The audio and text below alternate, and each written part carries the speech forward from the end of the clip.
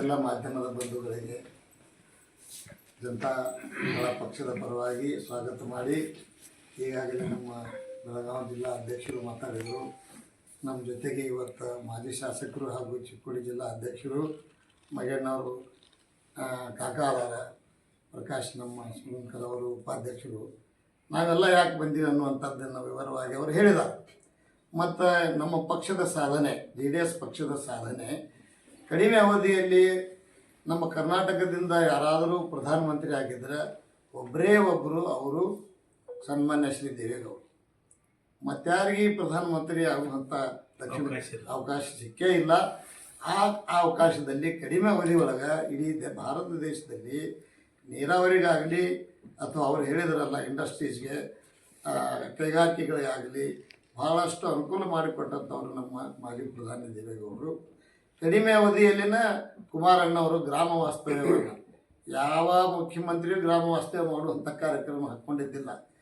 ಇವರು ಗ್ರಾಮಕ್ಕೆ ಹೋಗಿ ಪ್ರತಿಯೊಂದು ತಾಲೂಕಿನ ಕಟ್ಟ ಕಡೆಯ ಹಳ್ಳಿಯ ಗ್ರಾಮಕ್ಕೆ ಹೋಗಿ ವಾಸ್ತವ್ಯ ಮಾಡಿ ಅಲ್ಲಿಯ ಸಮಸ್ಯೆಗಳನ್ನು ಅರ್ಥ ಮಾಡಿಕೊಂಡು ಅದನ್ನು ಗ್ರಾಮೀಣ ಜನತೆಗೆ ಅನುಕೂಲ ಮಾಡುವ ದೃಷ್ಟಿಯಿಂದ ಅನೇಕ ಯೋಜನೆಗಳನ್ನು ತಂದರು. ಅದೇ ರೀತಿ ರೈತರಿಗೆ ಸಾಲ ಮನ್ನಾ ಮಾಡಿದ ವಿಷಯ ಅವರು ವಿವರವಾಗಿ ಹೇಳಿದ್ದಾರೆ. ನಾನು ಪಕ್ಷದ ಸಾಧನೆ ಜೊತೆಗೆ ಇವತ್ತೇನು ನಾವು ಸಮಾವೇಶ ಮಾಡ್ತಾ ಇದ್ದೀವಿ, 25 ವರ್ಷ ಈ ಜನತಾದಳ ಪಕ್ಷ ಸ್ಥಾಪನೆ ಆಗಿ ಇವತ್ತು ಮುಗಿದಿರುವ ಹಿನ್ನೆಲೆಯಲ್ಲಿ 25 ವರ್ಷ ಸಂಪೂರ್ಣವಾಗಿರುವ ಹಿನ್ನೆಲೆಯಲ್ಲಿ ಮೊನ್ನೆ ಹಾಸನದಲ್ಲಿ ಒಂದು ಸಮಾವೇಶ ಆಯಿತು. ಅದೇ ರೀತಿ 4 ವಿಭಾಗಗಳಲ್ಲಿ ಸಮಾವೇಶ ಮಾಡಬೇಕು ಅಂಥೇಳಿ ನಮ್ಮ ಹಿರಿಯರೇನು ನಮ್ಮ ಸನ್ಮಾನ್ಯ ದೇವೇಗೌಡರು, ಕುಮಾರಣ್ಣವರಾಗಲಿ ಪಕ್ಷದೆಲ್ಲ ಹಿರಿಯರು ಏನು ಒಂದು ನಿರ್ಧಾರ ತಗೊಂಡಿದ್ದಾರೆ. ಅದಾದ ನಂತರ ಈಗ ಎರಡನೇದ್ದು ನಮ್ಮ ಕಿತ್ತೂರು ಕರ್ನಾಟಕದ ಬಿಜಾಪುರದಲ್ಲಿ 27 ಫೆಬ್ರವರಿ ಅಂದರೆ ಇದೇ ತಿಂಗಳದ 27ನೇ ತಾರೀಕು ಮಾಡುವಂಥದ್ದು ನಿರ್ಣಯ ನಮ್ಮ ಪಕ್ಷ ತಗೊಂಡಿದೆ. ನಮ್ಮ ಉದ್ದೇಶ ಏನಪ್ಪ ಅಂತಂದ್ರೆ ಬಿಜಾಪುರ ನಮ್ಮ ಪಕ್ಕದ ಜಿಲ್ಲೆಯಲ್ಲಿ ನಾವು ಬೆಳಗಾವಿ ಜಿಲ್ಲೆಯಿಂದ ಹೆಚ್ಚಿನ ಪ್ರಮಾಣದಲ್ಲಿ ಎಲ್ಲ ಜನರನ್ನು ಆ ಸಮಾವೇಶಕ್ಕೆ ನಾವು ಸ್ವಾಗತಿಸುವಂಥದ್ದು, ಅವರಿಗೆ ಬರಬೇಕಂತೇಳಿ ವಿನಂತಿ ಮಾಡುವಂಥದ್ದು ತಮ್ಮ ಮೂಲಕ ನಾವು ಮಾಡ್ತಾ ಇದ್ದೀವಿ. ನಾವು ನಮ್ಮ ಕಾರ್ಯಕರ್ತರಿಗೆ ಪದಾಧಿಕಾರಿಗಳ ಮುಖಾಂತರನೂ ನಾವು ಜನರಿಗೆ ಮುಟ್ಟುವಂಥ ಪ್ರಯತ್ನ ಮಾಡ್ತಾ ಇದ್ದೀವಿ. ಆದರೆ ಬಹುಮುಖ್ಯವಾಗಿ ತಾವೇನು ಮಾಧ್ಯಮದ ಬಂಧುಗಳಿದ್ದೀರಿ, ತಮ್ಮ ಮುಖಾಂತರ ನಾವು ಎಲ್ಲ ಬೆಳಗಾವಿ ಜಿಲ್ಲೆ ವಿಶೇಷವಾಗಿ ಗೋಕಾಕ್ ತಾಲೂಕಿನ ಎಲ್ಲ ಜನತೆಗೆ ನಾವು ಈ ಒಂದು ಜನತಾ ಸಮಾವೇಶದಲ್ಲಿ ಬಂದು ಪಾಲ್ಗೊಂಡು ಆ ಕಾರ್ಯಕ್ರಮವನ್ನು ಯಶಸ್ವಿಗೊಳಿಸಬೇಕು. ಅಷ್ಟೇ ಅಲ್ಲ, ನಮ್ಮ ಮಾಜಿ ಪ್ರಧಾನಿ ದೇವೇಗೌಡರು ಸಹಿತ ಆ ಕಾರ್ಯಕ್ರಮದಲ್ಲಿ ಇರ್ತಾರೆ. ಅವರಿಗೆ ನಾವು ಒಂದು ಗೌರವ ಕೊಡುವಂಥದ್ದು. ಇವತ್ತು ಅವರಿಗೆ ಮಾಜಿ ಪ್ರಧಾನಿ ಆಗಿರುವಂಥವರು ಇಷ್ಟು ವಯಸ್ಸಾದರೂ ಸಹಿತ ಇನ್ನೂ ಈ ದೇಶದ ಸೇವೆಯಲ್ಲಿ, ಈ ನಾಡಿನ ಸೇವೆಯಲ್ಲಿ ಅವರು ಸಕ್ರಿಯರಾಗಿರುವಂಥದ್ದು. ಅವರು ಗೌರವ ಕೊಡುವ ನಿಟ್ಟಿನಲ್ಲಿ ಮತ್ತು ಈ ಪಕ್ಷಕ್ಕೆ ಶಕ್ತಿ ಕೊಡುವ ನಿಟ್ಟಿನಲ್ಲಿ ಎಲ್ಲ ನಮ್ಮ ರೈತ ಬಾಂಧವರಾಗಲಿ ಅಥವಾ ಎಲ್ಲ ಜನಸಾಮಾನ್ಯರಾಗಲಿ, ಇವತ್ತು ಕೃಷಿ ಕಾರ್ಮಿಕರಾಗಲಿ ಎಲ್ಲರೂ ಈ ಒಂದು ಕಾರ್ಯಕ್ರಮದಲ್ಲಿ ಭಾಗವಹಿಸಬೇಕಂಥೇಳಿ ತಮ್ಮ ಮೂಲಕ ನಾವು ಕಳಕಳಿಯ ವಿನಂತಿಯನ್ನು ಇವತ್ತು ಮಾಡ್ತಾ ಇದ್ದೀವಿ. ರಾಜ್ಯದಲ್ಲಿ ನೀವು ಆಗಲೇ ದಿನನಿತ್ಯ ನೋಡ್ತಾ ಇದ್ದೀರಿ, ಇಂದ ಕಾಂಗ್ರೆಸ್ ಪಕ್ಷದ ಪರಿಸ್ಥಿತಿ ಈಗ ಇಲ್ಲಿ ಬಜೆಟ್ ಇದು ನಡೆದ್ರೆ ಮುಖ್ಯಮಂತ್ರಿ ಕುರ್ಚಿ ಕಿತ್ತಾಟಕ್ಕಾಗಿ ಅವ್ರದ್ದು ಹೊರತಾಗಿ ರಾಜ್ಯದ ಅಭಿವೃದ್ಧಿ ಕಡೆ ಯಾವುದೂ ಇದಿಲ್ಲ, ಲಕ್ಷ್ಯ ಇಲ್ಲ.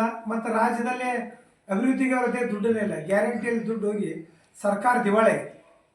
ಕಾಂಗ್ರೆಸ್ ಸರ್ಕಾರ ಇವತ್ತು 4 ಅಥವಾ 5ನೇ ತಾರೀಕು ಇಡೀ ರಾಜ್ಯಾದ್ಯಂತ ಕಾಂಟ್ರಾಕ್ಟರ್ ಎಲ್ಲ ಬೀದಿಗಿಳಿದ ಹೋರಾಟಕ್ಕೆ ನಿಂತಾರೆ.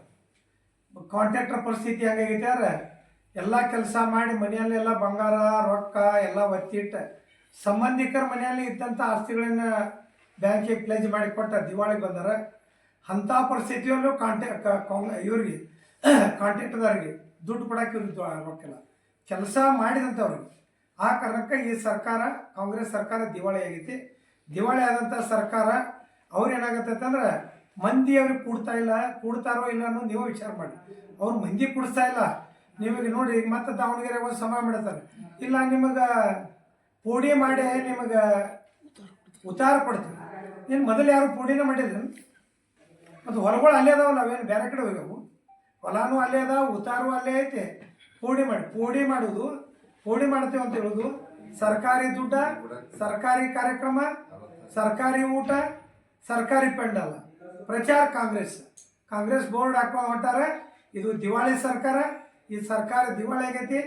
ಆ ಕಾರಣಕ್ಕಾಗಿ ಈಗ ದಿವಾಳಿಯನ್ನು ಆಗೈತೆ ಅಂತ ಹೇಳ್ಬೇಕಂತಂದ್ರೆ ವಿಚಾರಣೆ ಒಂದೇ ಹೇಳ್ತಾನೆ ನಾನು.